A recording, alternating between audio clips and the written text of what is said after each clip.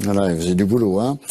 Pour sa 20e exposition, la Galerie du Lion présente Atmosphère. C'est un voyage féerique, vous allez voir, qui expose les talents de 6 artistes, entraînant les visiteurs de l'Antarctique au Loiret, en passant par la forêt de Rambouillet et la Norvège, s'il vous plaît, conservant son esprit de protection de la nature, tout en persistant dans sa démarche artistique. La Galerie du Lion accueille pour sa 20e exposition le travail de 6 artistes, aussi complémentaires que différents. Le grand écart, on va dire, photographique est signé Benjamin Savard et Jean-Christophe Rexy.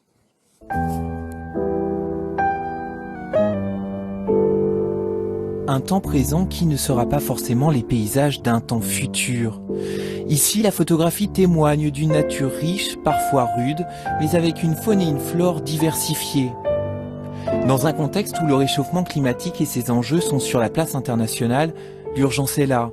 Ici, des manchots poussés au déclin par une activité humaine toujours plus intensive.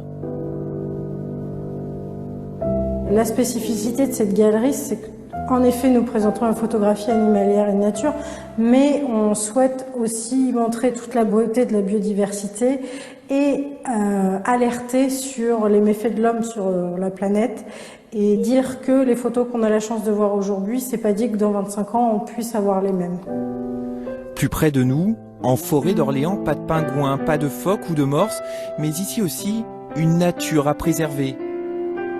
À la recherche du vivant aux premières heures du jour ou au crépuscule, le regard de Myriam Dupuis est ici touchant avec ses jeux de lumière.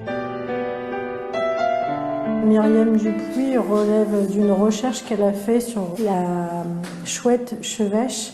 À l'heure actuelle, elle ne l'a toujours pas trouvée et du coup, son travail s'est orienté sur ce qu'elle appelle l'heure bleue et l'heure d'or. Ce sont des heures à laquelle le crépuscule est plus ou moins intense et à partir de là, elle a réalisé toute une série de photos donnant des effets assez spectaculaires.